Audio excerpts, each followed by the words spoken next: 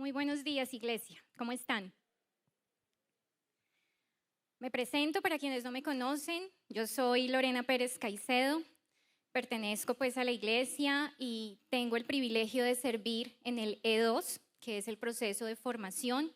Ahí desde hace ya tiempito atrás tengo la oportunidad de dar el nivel 1. Y también estoy en el punto I, que es el punto de información de nuestra iglesia. Entonces quizás algunos de ustedes me han visto ahí algunos domingos o miércoles con la camiseta roja puesta. Y hoy tengo la misión de traerles este mensaje.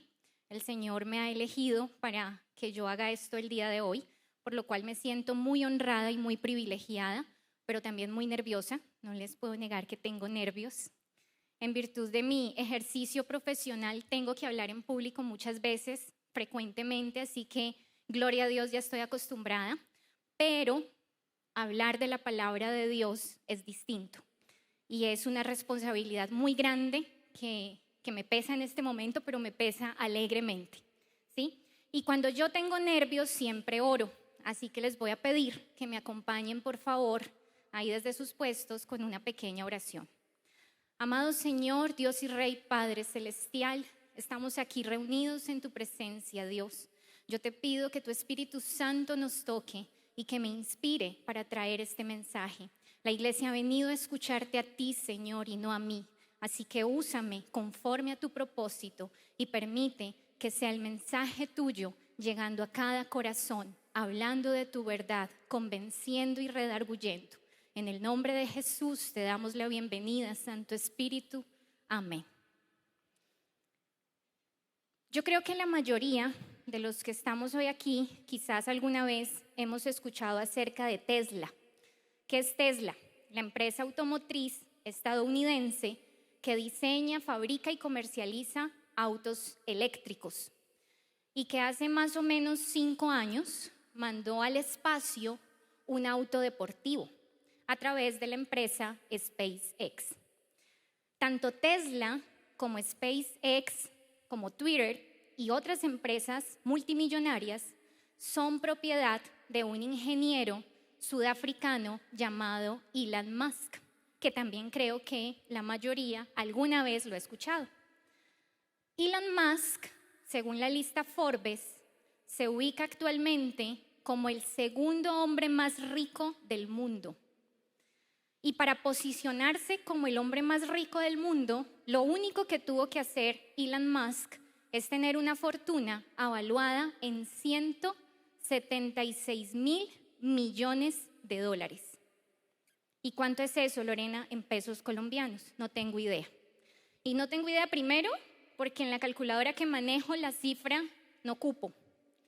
Y si hubiera reflejado la cifra en la calculadora, pues yo estoy segura que tampoco hubiera sabido leerla. Así que no podría decirles eso cuánto es en pesos colombianos, pero debe ser muchísima plata. ¿Y por qué les hablo de Elon Musk? Porque imagínense ser hijos de Elon Musk, hijos del segundo hombre más rico del mundo, del dueño de Twitter, de Tesla y de cualquier otra cantidad de empresas. ¿Se lo imaginaron? ¿Qué harían ustedes? ¿Qué comprarían? ¿A dónde irían? ¿Qué sueño cumplirían? En contraposición con esa historia les quiero contar otra. Cuando yo iba a estudiar Derecho, alguien me dijo que cambiara de profesión. Perdón. Y las razones que me daba esa persona era que yo iba a ser una abogada pobre. Y justificaba su afirmación en que los abogados eran corruptos y que yo no era capaz de decir ni siquiera una mentira, entonces que cómo iba a ser una buena abogada. Que me iba a dar pesar cobrarle a los clientes, entonces que estaba condenada al fracaso, que cambiara de profesión. Hoy, casi 20 años después, les puedo decir que no soy una abogada pobre, no tenía razón. Quizás no tengo la fortuna de la hija de Elon Musk, pero no soy una abogada pobre. Entonces ahí nos tenemos que hacer es una pregunta: ¿y qué es la riqueza? ¿Y cómo se mide? Para responder a esa pregunta, tenemos que entender que hay diferentes tipos de riqueza. Hay riqueza intelectual, hay riqueza moral, hay riqueza de salud, pero hoy vamos a hablar de la riqueza financiera de una persona. Y eso técnicamente, bajo las leyes de la economía, ¿qué nos dice? Que la riqueza de una persona se mide conforme sea su patrimonio. Y su patrimonio se determina sumando activos y restando pasivos. Yo creo que aquí todos queremos tener entonces un patrimonio lleno de activos cuantiosos y 0 pasivos dolorosos. Y para lograr lo que hacemos, muchos, como dice el expresidente, trabajar, trabajar y trabajar. Otros invierten en el baloto y esperan un día despertarse y ser multimillonarios. Otros quizás confían en que la tía rica que ni siquiera conocen algún día se muera para que les deje la herencia. Pero resulta que muy pocos pensamos en vivir como hijos del dueño de todo. Y ese es el mensaje que le he dado a la prédica de hoy, el título que le he dado al mensaje de hoy: viviendo como hijos del dueño de todo. Porque resulta que ahí es donde nosotros, los cristianos, tenemos el secreto para ser ricos. Dice David en el Salmo 24:1 lo siguiente: Dios es dueño de toda la tierra y de todo lo que hay en ella. También es dueño del mundo y de todos sus habitantes. ¿Qué nos dice ese salmo? ¿O qué nos refleja? La soberanía de Dios. ¿Y qué es soberanía? Soberanía es tener la capacidad de dominar algo. Y esa capacidad de dominar algo se da en virtud de la autoridad y del poder. Entonces, por ejemplo, podemos hablar de la soberanía política, ¿sí? Pero aquí estamos hablando de la soberanía de Dios. O sea que Dios tiene la potestad de dominar sobre todas las cosas. ¿Por qué? Porque Él es el creador de todas las cosas. Y eso lo creemos, ¿verdad? Creemos que Dios es el creador de todo. Es el creador del cielo y de la tierra, es el creador de las galaxias, es el creador de todo el universo, es el creador nuestro. Por lo tanto, es el dueño de todo, incluyendo nuestras vidas. Él es dueño también de nuestras necesidades. También es dueño de nuestros planes, es dueño de nuestros deseos, es el dueño de todo. Y si Dios es el dueño de todo, entonces estamos hablando de que Dios tiene una fortuna incomparable a la de Elon Musk. No se puede comparar. 176 mil millones de dólares son nada al lado de la riqueza que tiene el dueño del oro y de la plata. Y nosotros, como sus hijos, tenemos acceso a la chequera de Dios. Está a disposición nuestra. Lo que queramos y necesitemos, el dueño de todo nos lo puede dar. Yo no sé si algunos de los que estén aquí estén diciendo: entonces esto no es para mí, porque yo como que no soy hijo de Dios. Y si no soy hijo de Dios, entonces, ¿qué tengo que hacer? Juan 1:12 dice que creer en Jesús, recibir y aceptar su nombre, nos da el derecho de ser llamados hijos de Dios. Entonces, todo lo que tenemos que hacer es creer en Jesucristo como nuestro Señor y Salvador. Entonces, yo lo invito a que confiese con su boca que Jesús es el Salvador de su vida, que Jesús es el Dios hecho hombre que vino hace 2023 años a morir en una cruz para que usted y yo fuéramos redimidos y fuéramos salvos. Hace un rato cantábamos que hay una cruz que muestra el precio que Jesús pagó por mí. Si creemos eso y lo confesamos, somos hijos de Dios. Entonces, si todos los que estamos aquí somos hijos de Dios porque creemos en eso, todos tenemos acceso a la chequera de Dios. Muy bien, vamos entonces ahora a retomar las estrategias que veíamos el domingo pasado. Julián nos hablaba del círculo MAF, ¿se acuerdan? Mayordomía, administración y fe. Y Julián nos decía que eran 3 estrategias para vivir sabroso, así nos dijo. Hoy, entonces, vamos a retomar esas 3 herramientas o estrategias para llevarlas a un presente continuo, en donde permanentemente estemos viviendo sabroso, donde permanentemente vivamos como hijos del dueño de todo. Para eso empecemos por recordar lo que Julián nos explicaba que era mayordomía. Cuando yo pienso en un mayordomo o en una ama de llaves, pienso en una persona a quien el dueño de la casa le ha confiado el cuidado de todas las cosas. Y esa persona lo que va a tener que hacer es cuidarlas fielmente, pero reconociendo que aunque le han entregado la potestad de actuar como señor y dueño, nada de lo que tiene le pertenece, porque todo es de su señor. Y entonces siempre obrará en retribución a su señor. Eso es ser mayordomo. Yo recuerdo que cuando estaba pequeña, mi tía tenía una casa de campo y ella casi no iba allá.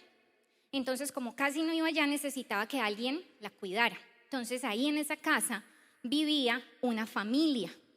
Y esa familia tenía que cuidar la casa. Y cuidar la casa implicaba barrer, trapear, podar el césped, cuidar las maticas, cuidar los árboles frutales.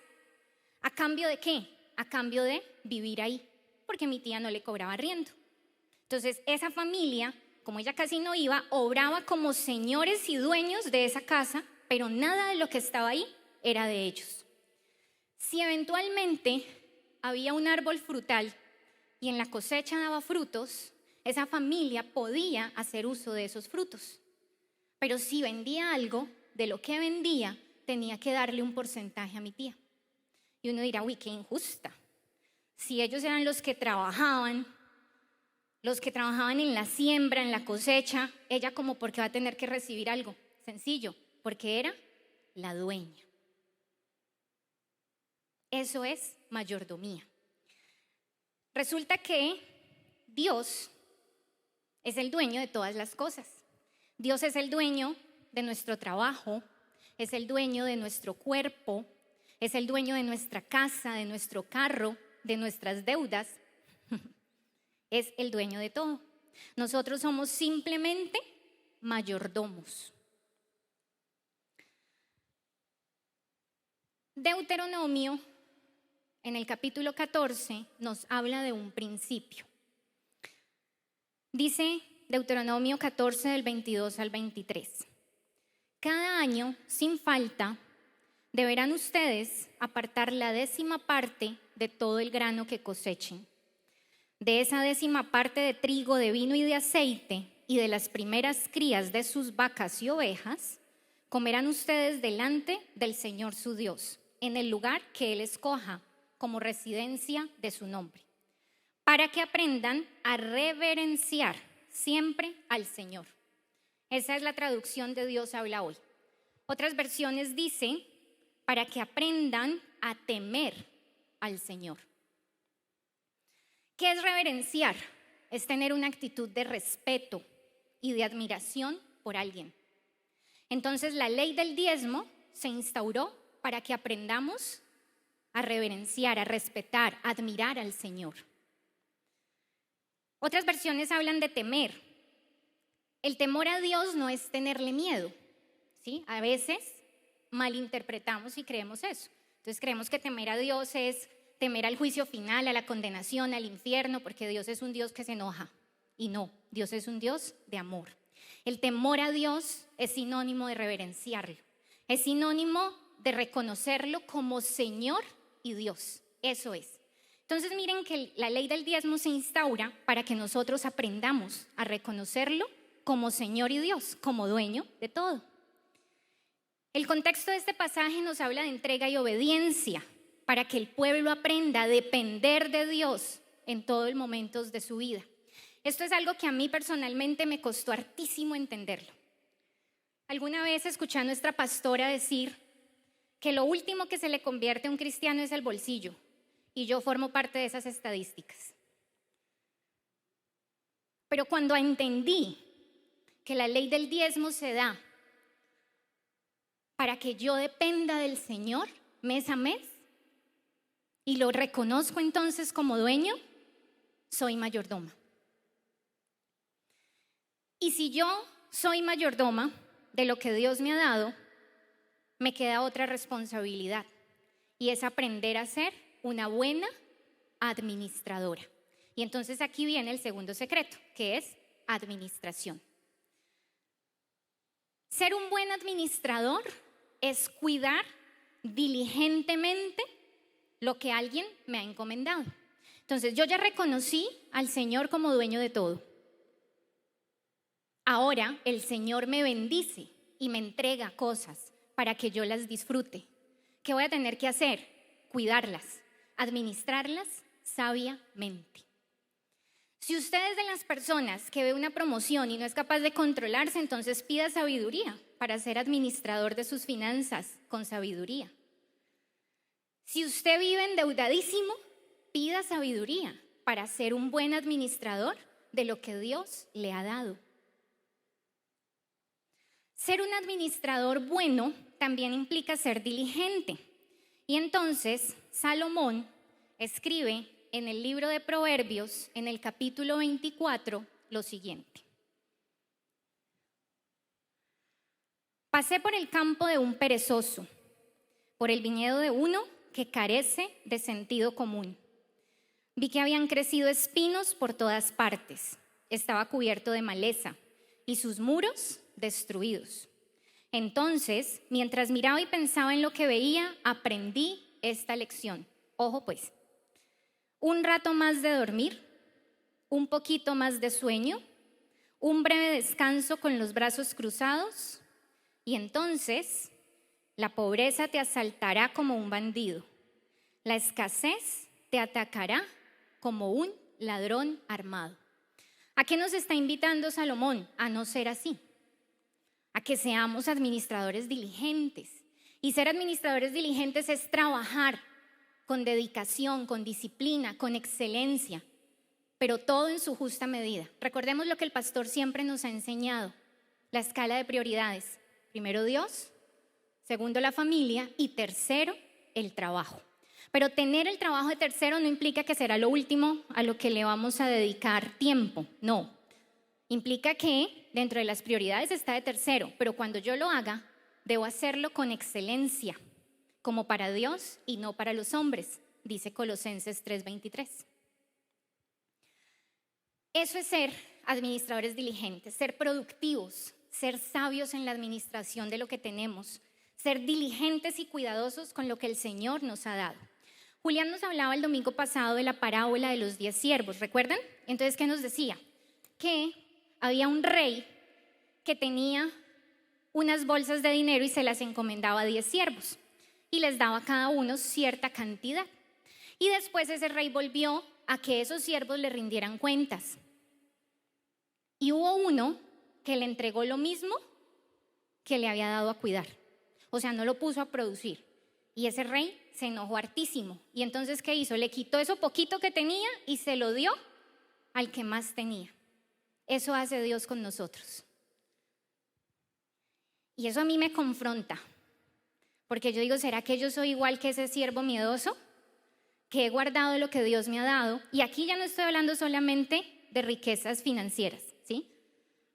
También pensemos en los dones y en los talentos. ¿Qué nos ha dado Dios? Y yo lo tengo por allá guardado porque me da miedo perderlo, porque me da miedo quizás no usarlo bien.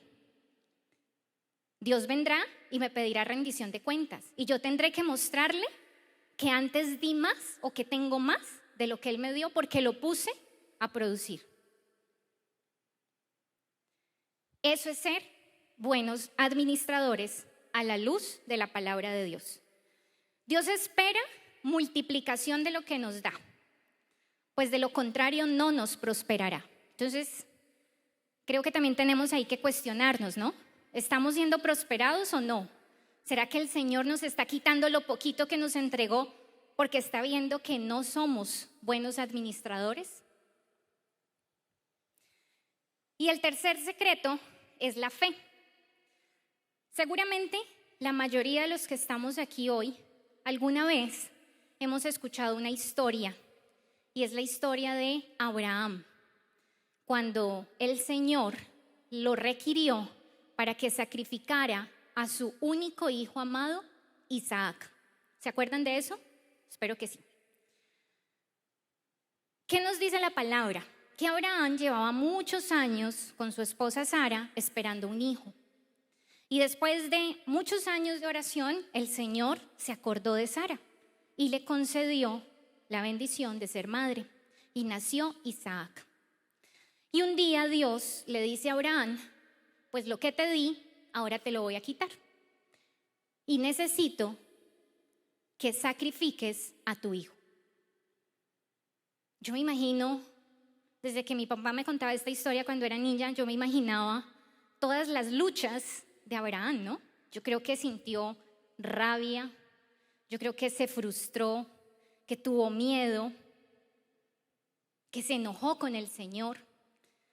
Pero lo que siempre me sorprende es que jamás Abraham permitió que sus emociones fueran más grandes que su temor al Señor. Eso es temor, reverencia y obediencia. Entonces, a pesar de todo eso, al final, ¿qué hizo Abraham? Obedeció. Abraham sabía hacer caso y obedeció. Pero miren lo que nos dice Génesis en el capítulo 22, versículos 13 al 14. Entonces Abraham levantó los ojos y vio un carnero. O sea, ya estaba Abraham en el monte con Isaac a punto de sacrificar a su hijo. Entonces Abraham levantó los ojos y vio un carnero que estaba enredado por los cuernos en un matorral. Así que tomó el carnero y lo sacrificó como ofrenda quemada en lugar de su hijo. Abraham llamó a aquel lugar Yahvé Jireh, que significa el Señor proveerá. Hasta el día de hoy, la gente todavía usa ese nombre como proverbio. En el monte del Señor será provisto. Yahvé Jireh, el Señor proveerá. ¿Qué significa ese título que se le da al Señor? Que Él es el Dios de la provisión. Entonces, aunque no tengamos nada como Abraham, porque Abraham en ese momento no tenía nada para sacrificar sino a su único hijo. Aunque no tengamos nada, el Señor es la provisión de todo. Y si el Señor es la provisión de todo, entonces quiere decir que mi fe, mi confianza, mi seguridad no puede estar puesta en mi empleador, ni en el cliente que me va a comprar lo que vendo, ni en el médico que me dio ese diagnóstico adverso. No, mi fe está puesta en el Rey de Reyes y Señor de Señores. Está puesta en el Dios de la provisión, en ese Dios que aunque no tenemos nada, en su amor, en su misericordia y conforme al propósito que tenga para nuestras vidas, nos entregará no lo que queremos, sino lo que necesitamos. Y lo que necesitamos según sus planes para nuestra vida. Y esa es la verdad a la que nos tenemos que aferrar. Si el Señor es dueño de todo y yo soy su hija, Entonces, ¿por qué me preocupo? ¿No? ¿De qué me preocupo si soy hija del dueño de todo? Ahí también los invito entonces a que pongamos en acción el don de la fe. Ese del que el pastor nos ha venido hablando en los miércoles de doctrina como don del Espíritu Santo. Y cuando activamos el don de la fe, créanme que la vida es más fácil. Entonces, como hijos de Dios, podemos tener la certeza de que todas nuestras necesidades serán satisfechas bajo la buena, agradable y perfecta voluntad de Dios. Podemos tener la seguridad de que nunca nos va a faltar nada, porque Dios nos da la provisión de todo lo que necesitamos. Lo único que debemos hacer para alcanzar esa riqueza y vivir en la abundancia de nuestro Padre Dios es poner en acción los 3 secretos. Primero, reconozcamos que nada de lo que tenemos es de nosotros, todo es del Señor. Por lo tanto, aprendamos a ser mayordomos que le rinden tributo al dueño de las cosas. Segundo, seamos administradores diligentes, administradores sabios. Pídanle la sabiduría al Señor. Dice Proverbios que el principio de la sabiduría es el temor a Dios. O sea que está fácil, ¿no? Ser sabios, administradores diligentes. Esforcémonos por multiplicar lo que el Señor nos ha dado. Y tercero, creamos que el Señor es el dueño y nos proveerá todas nuestras necesidades como recompensa a nuestra obediencia. Él le dio la provisión a Abraham porque Abraham supo obedecer. O sea que la recompensa a nuestra obediencia es la provisión del Señor. La definición de riqueza bajo las leyes de nuestro Padre Celestial es creer que tenemos todo lo necesario bajo la provisión de Dios y que aún cuando no tengamos nada, Él nos dará todo. Esta teoría quizás sea un absurdo bajo las leyes de pensadores económicos como Adam Smith o Carlos Marx, pero es una verdad absoluta bajo las teorías de nuestro Dios, de nuestro Padre Celestial, el dueño y creador de todas las cosas que existen. Vamos a orar. Los invito a que nos pongamos de pie.